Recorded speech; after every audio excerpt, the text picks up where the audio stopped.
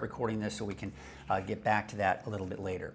But as you know, Coffee with Krueger is sponsored, and it is made possible by Wind River Resort and Casino. At Wind River Resort and Casino, enjoy friendly service, a wide variety of specials and promotions, plus all of your favorite slots and table games.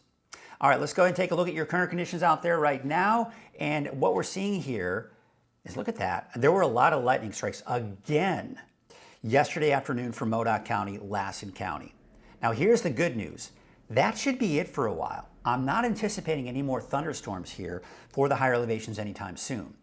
Now, temperatures are not quite as warm as they were 24 hours ago. We are on that downward trend with those temperatures. That's good to see, and that will continue.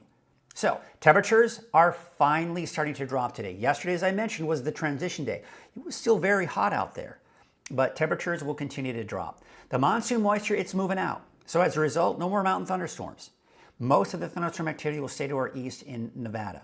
The cooling trend will be going into the weekend, but next week, we've got a gradual warming trend. Now, we do have a red flag warning for Modoc County, eastern Lassen County for today due to the dry and windy conditions out there. But keep in mind, even if the areas outside of the red are not part of the red flag warning, that doesn't mean that it's low fire danger, because it will be high fire danger. There you can see the fire outlook for today, the fire outlook for tomorrow. Not looking good, my friends, because you can see here just the same situation. And the reason being, the winds are a factor again tomorrow, and not to mention the very dry conditions as well. So let's take a look at the winds right now.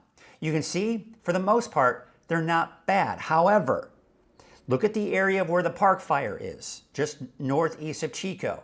See that area of green and getting into the yellows? That's winds in excess of 20, 25 miles per hour. Not a good sign. And you can see it gets even worse this afternoon. This trend, where we see it die down a little bit in the morning, will continue into Friday. Look at that. Now we're still seeing those gusty winds again for your Friday afternoon. Still looking at those gusty winds again as we go into Saturday afternoon. Now, is this a major wind event? No, we're not looking at 40, 50 miles an hour. But when you get into that 30, 35 mile an hour range, that's something we got to really pay close attention to. And that's one of the reasons why the fire exploded last night. Because we had, look at this, you see the dry conditions that we have there? And on top of that, the winds were a driving force as well. So these are not prime conditions.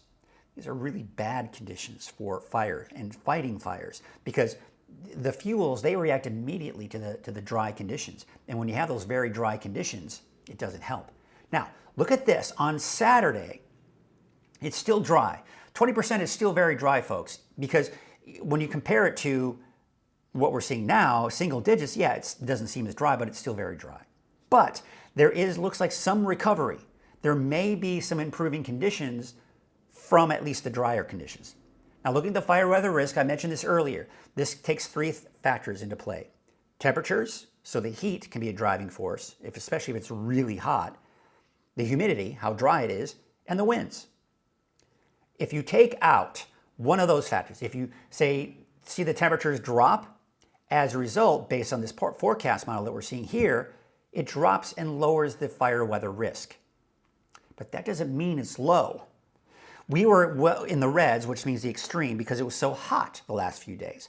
Now we're mainly in the deep oranges, putting us in the high to even very high range, but not in the extreme range. Again, that's because the heat is not a major factor in this fire weather risk. That's going to be the case again for your Friday, and that'll be the case going into your Saturday as well. We're going to be looking at that fire danger. So potential for Thursday. Well, there you have it. See that? The winds. That's the big W that you see on there. And the orange. That's going to be the case again on Friday, although that will mainly shift to the east by the time we do get into your Friday. All right, let's take a look at the smoke. Now, someone was asking about the smoke earlier. Here it is. Pay attention. Here's what we're looking at. So, for your Thursday, today, there is the park fire. Look at that dense smoke. Now, there are going to be areas north of Chico and northeast of Chico. Chester, just out north of Susanville, most of Lassen County, there's most likely to see some dense smoke. Bernie, I think you'll get some of that smoke. Now, look what happens as we go into tonight. We're going to see that kind of linger into some of that smoke will drift tonight, places like Redding and Red Bluff, and then it'll continue into tomorrow morning. But you see how the fire loses some of its strength? We're seeing it kind of die down a little bit. That's because the winds die down. But as those winds pick up tomorrow afternoon, the fire will most likely flare up again. And we'll be looking at more of that dense smoke north of Chico, kind of in the same areas that we're seeing them today. It drifts to the west, and we can see some of that smoke in Red Bluff and Redding again tomorrow night, not to mention Bernie. So that's what the smoke is looking like right now. Now, the monsoon moisture that's responsible for the thunderstorms that we saw yesterday, that is moving out. So looking at Futurecast today, you see how it's dry? That's through the afternoon. Now we're going to take you into Friday. Now, we're going to see the marine layer, by the way, return to the coast tomorrow morning, and it'll have a hard time burning off. So we'll call it mostly cloudy for the coast tomorrow. But look at the mountains. No thunderstorms. Now, as we go into Saturday, you see how we're seeing some thunderstorms developing in just east of our state line there? It's going to be uncomfortably close. We can't rule out a straight thunderstorm maybe Saturday in extreme eastern Modoc or extreme eastern Lassen County, but most of that activity will be to the east. Now that's Saturday, and we're still seeing some of that fog kind of persisting. Now, we look at the long range. I just want to show you here that we're not seeing much of a return of that monsoon moisture coming in. Now, it looks like maybe towards the middle of next week to the end of next week, we could see a little pocket of that moisture coming in, but overall, I'm not seeing a major threat of that monsoon moisture coming in. Now, the monsoon moisture is good for a few things. It increases our humidity, and it gives us that chance for rain. But what it's bad for is the fact that we typically see thunderstorms as a result. So we don't really want that monsoon moisture to work its way in, even though it does give us a bit higher humidity. So there's the heat. You see how that heat expands and moves to the east? That's the cooling trend. We're dropping down to the low 90s, even upper 80s for some of the valley. For Saturday, that's the peak of the cooling trend. Now, it stays cooler, if you will, Sunday and Monday. But you see that area of high pressure over New Mexico? That is going to expand northward through next week. That means our temperatures will slowly but gradually increase through the week next week. And we are not going to be as hot through most of next week as we've seen this week, but it's going to get quite hot, especially by the end of next week and into that next weekend. So let's take a look at your wave heights. These wave heights have actually increased a little bit here for today. They'll increase again for your Friday. So what that means is no small correct advisory this morning, but there will be a small correct advisory this afternoon, and your winds will be from the north at about 10 to 15 knots. All right, let's take a look at your Trinity County neighborhood forecast. These temperatures are dropping low 90s by the time we get into really Saturday, Sunday, and into Monday and Tuesday.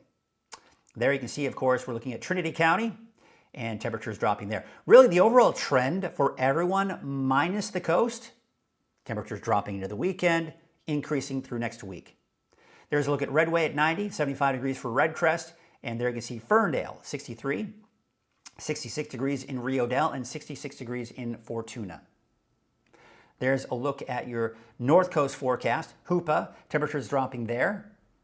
And of course, then we're going to be looking at those winds from the northwest at about 4 miles per hour. All right, let's go ahead and advance this map here, and we're going to take you to the north end here. And what we're seeing here is Smith River at 74 degrees, 79 for Gasquet. And for the coast, yeah, no big changes. Temperature staying in the low to mid 60s. There's a look at your Siskiyou County neighborhood forecast. Temperatures low 90s for the weekend into early next week. Take you into Scott Valley, 92 for Etna, 92 for Callahan today, 80s by the time we get into the weekend and early next week. And there's central and eastern Siskiyou County. For Tennant, 86, 90 for Tule Lake, and 88 degrees for McDowell. For Modoc County, hazy, smoky. Temperatures in the low upper 80s to low 90s for today, dropping even more by the weekend. Your Eastern Mountains neighborhood forecast. Temperatures in the 80s and 90s here. Look for a high of 88 for Lake Elminor Peninsula. Chester, a high of 91 today, but out in the higher elevations of Lassen Park, how about the mid-70s for your daytime highs there? 90 out in Greenville, 94 degrees for Paradise, and Mineral, a high of 89 degrees. Here's your Valley neighborhood forecast brought to you by NorCal Tractor. Your temperatures upper 90s to about 100 degrees for those daytime highs. So not quite as hot, but still hot nonetheless. 103 for Redding, 103 for Palo Cedro, and 103 degrees out in Cottonwood. With Red Bluff also seeing that drop in the temperatures. There's your 7-day outlook for Redding. We're down to 92 degrees on Saturday, Sunday 94, Monday a high of 96 degrees, and about 97 on Tuesday. All right, for some reason, I don't know if my chat is working or not. I'm going to go ahead and do a reset on this. Is it going to work? Refresh. Let's see if that works. All right.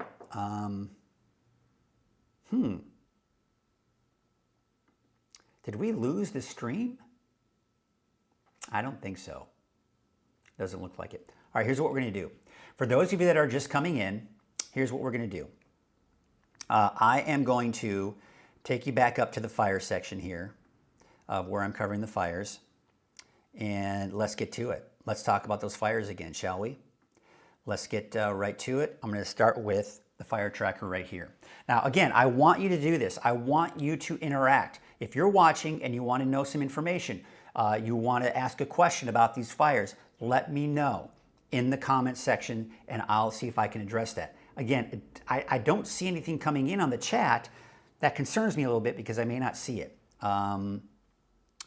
Let me just double check here. Let me go to Facebook and see if I can maybe get it there. And see if I can see your chat there. But otherwise, I'm not seeing anything coming in. Ooh.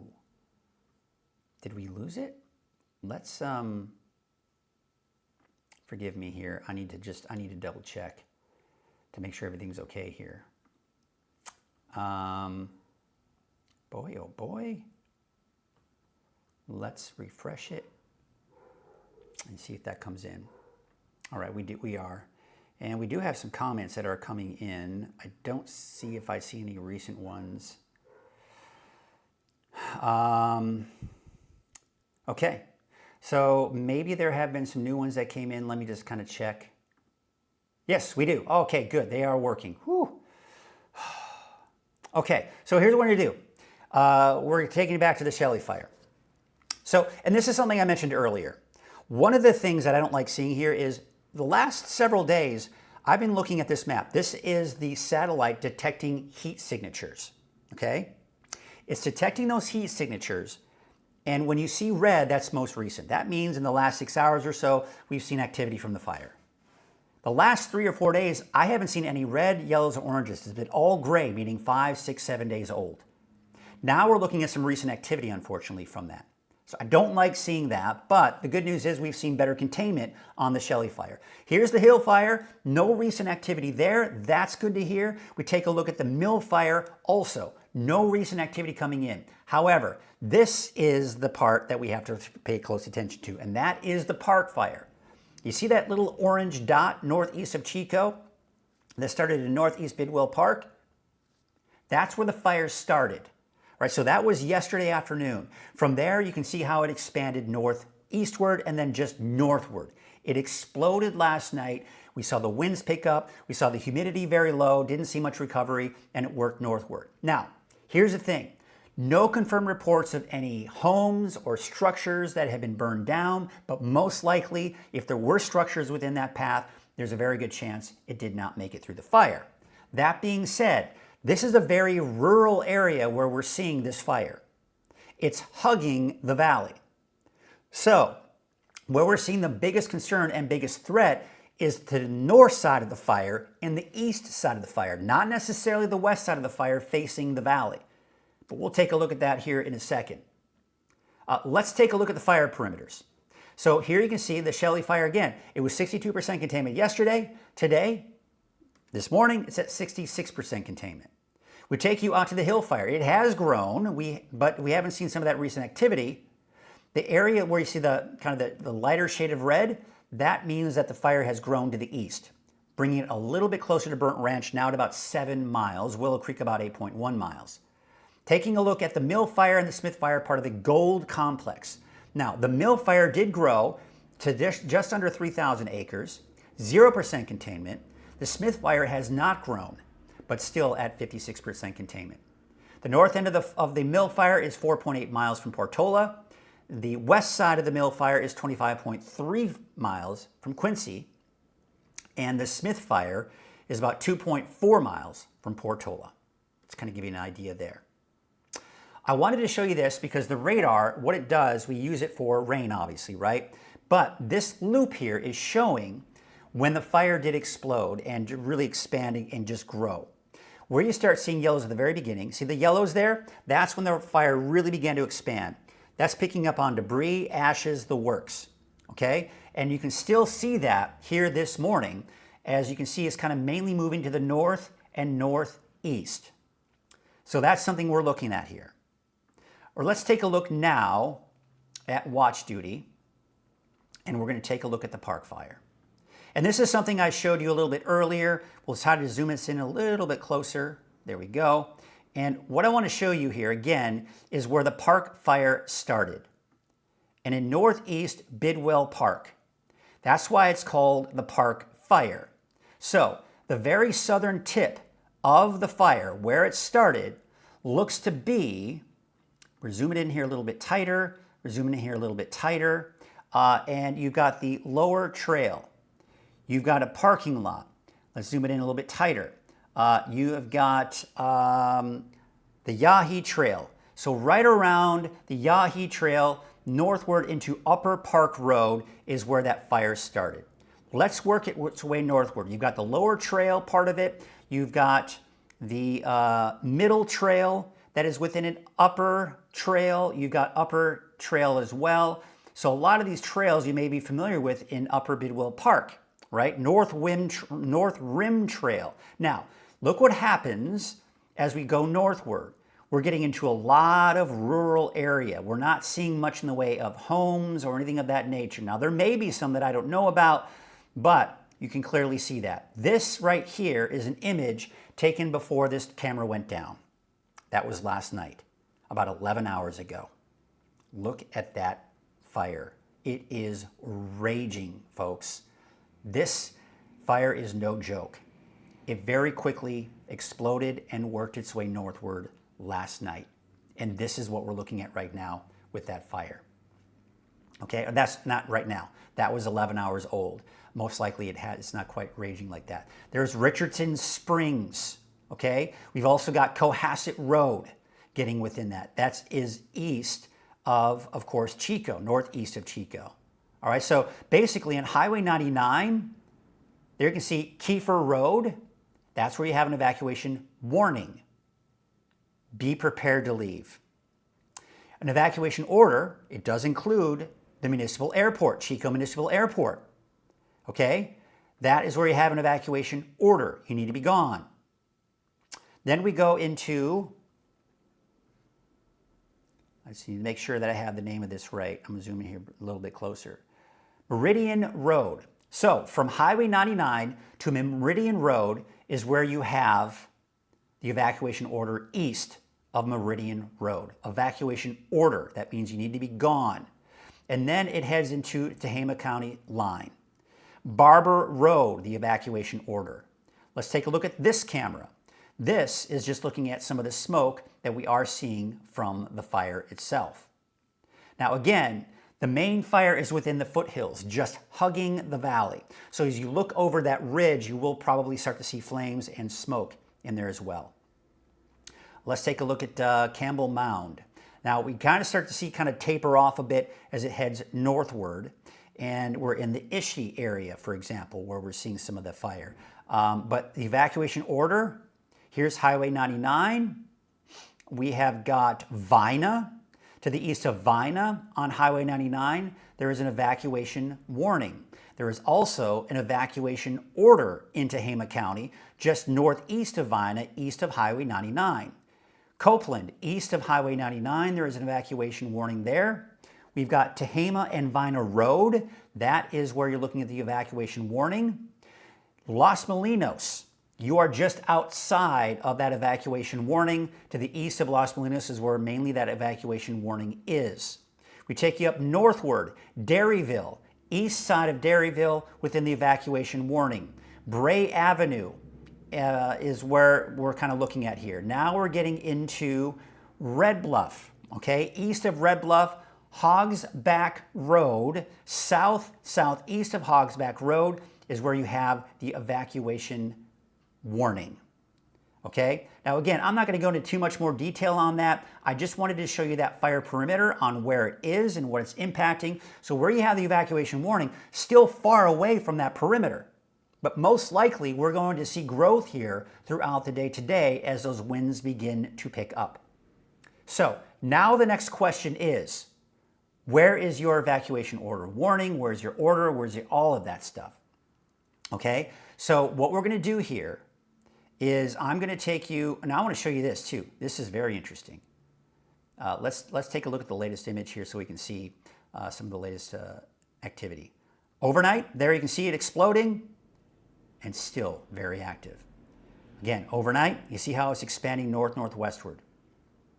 And I'm going to take you to the latest image.